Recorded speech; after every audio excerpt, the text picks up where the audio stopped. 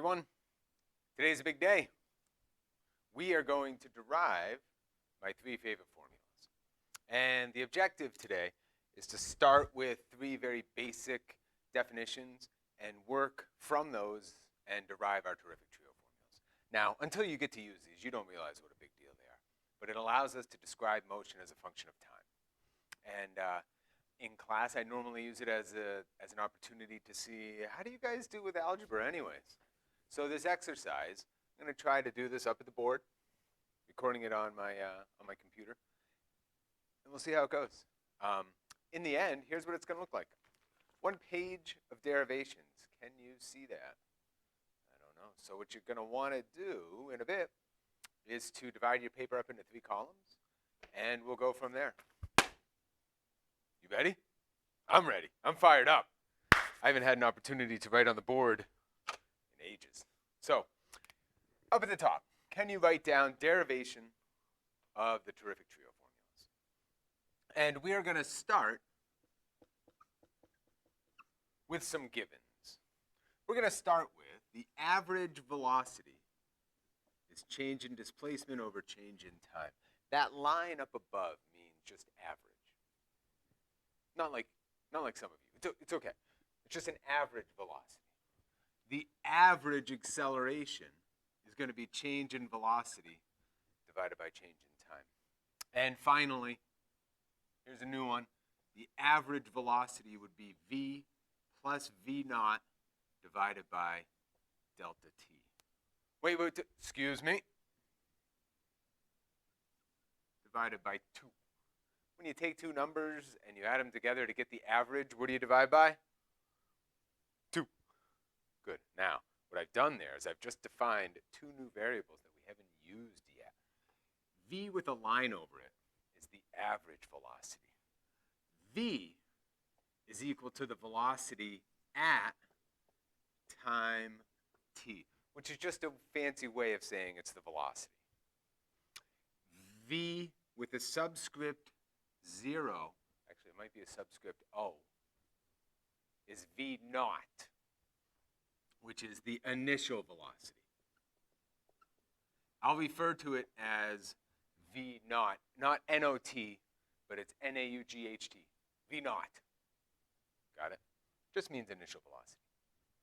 Now, what we're going to be able to do with some simple algebra is to derive three formulas.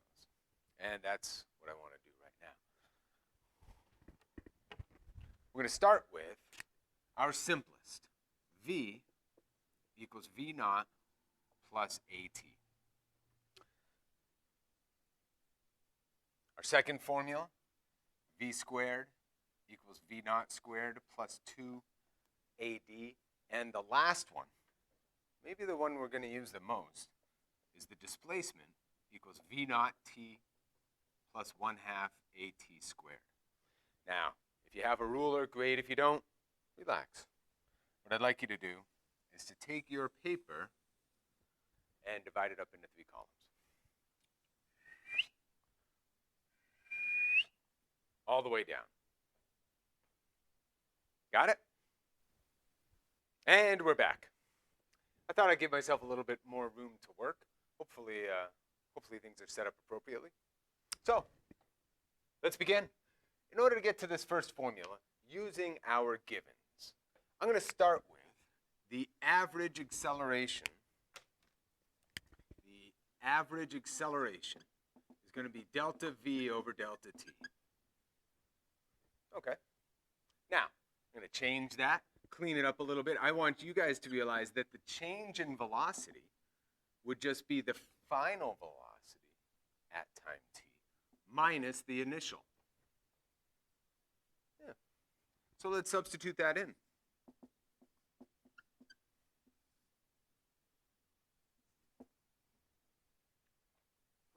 you get that? Cool. Now, in order to get it into the form that I have up above, I'm going to need to multiply the t over. And my final step will be to get it into the form that our final answer is in. Is going to be v equals v naught plus AT. How did I do that? Well, it's AP Physics 1. Algebra is going to be quick. I take that V, I add V naught to both sides, boom. And then normally we present this formula with V on the left side. Now, I know some of you at this moment are saying, wait, huh? There's two things I did there where I made some assumptions. Ah, that's what I did. I didn't mess up. I made some assumptions along the way. What's the first and most obvious? Yeah, that's right, the acceleration. I went from an average acceleration to just plain acceleration. I am assuming that the acceleration is constant.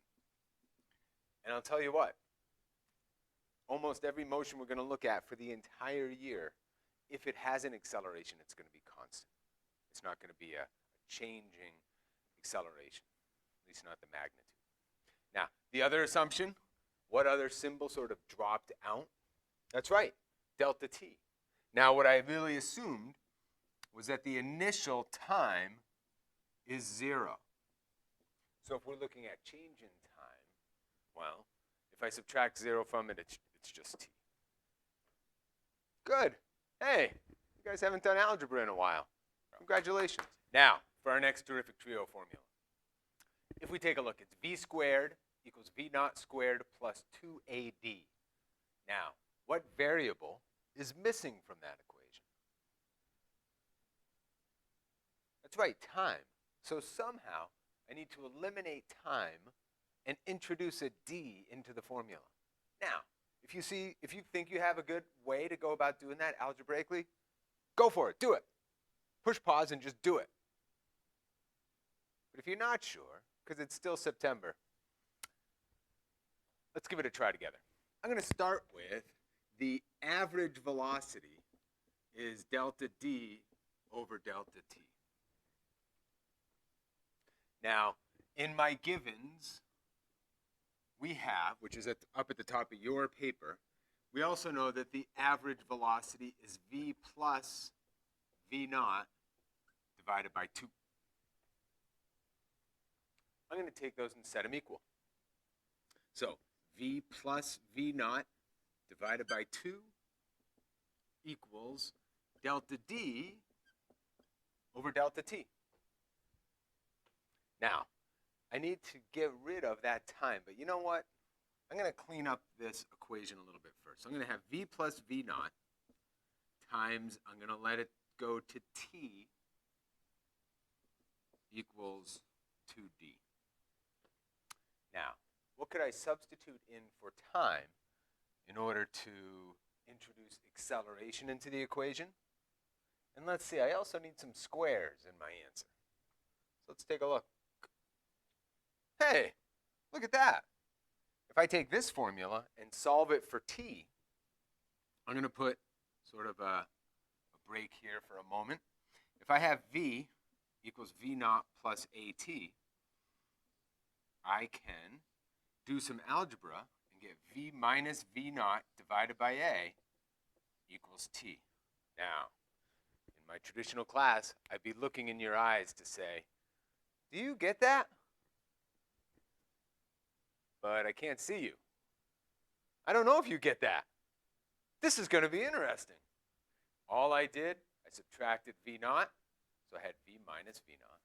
Then I divided by a to get this equation. Yeah, that's the rate we're going. So I'm going to take this, substitute it in for time up above. Oh, now I see where it's going. At any time, if you want to pause it and do this on your own, you should.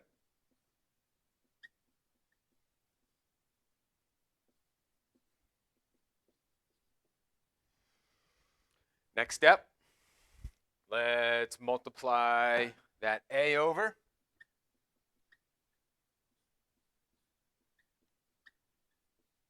I could say multiply both sides by a.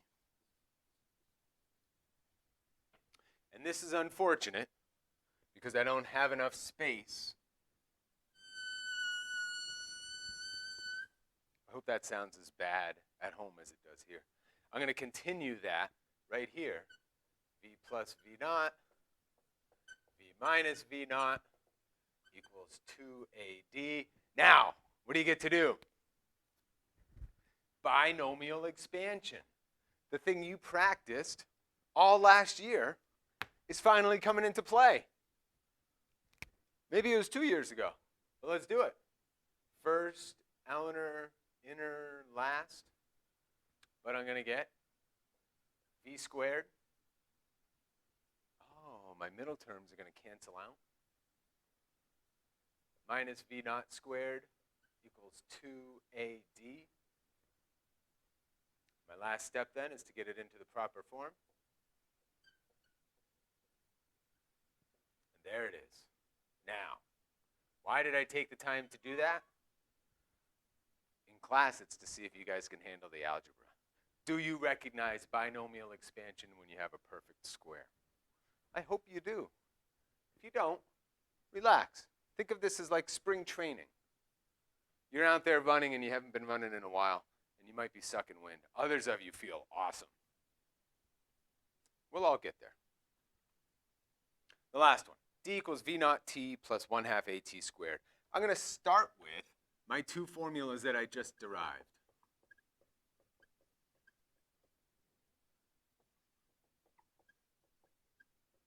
Because when I look at my destination, which is D equals V naught T plus 1/2 AT squared, I recognize that the thing I don't have is velocity.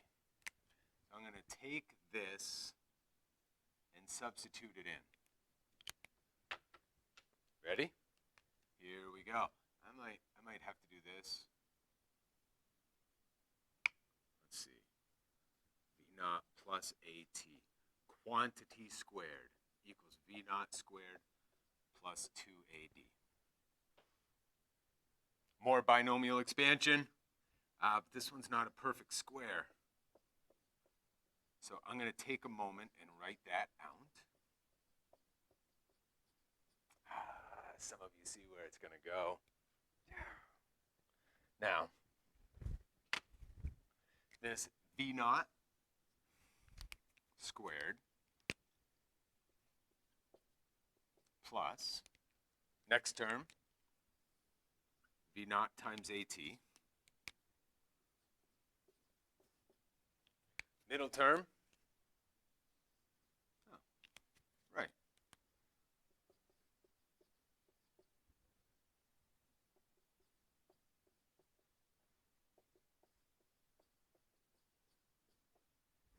Take a moment and look.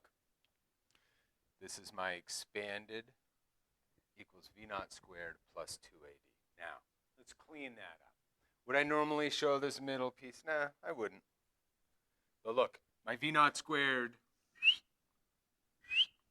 are going to cancel out.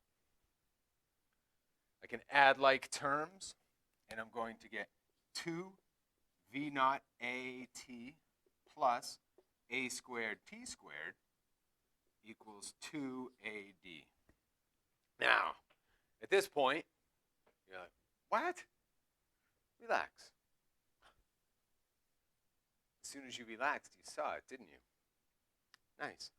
I'm trying to get to this formula up above.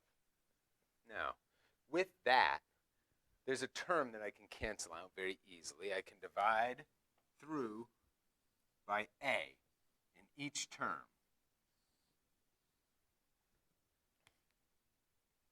Okay, I'm getting closer. What else could I divide through by to get D all alone? Oh, yeah. Do you see it? I think you do, because now this is going to cancel out. One of the A's here, and this becomes a half AT squared. If I clean it up a bit more, V naught T plus 1/2 AT squared equals D. And honestly, I generally like to write this from left to right.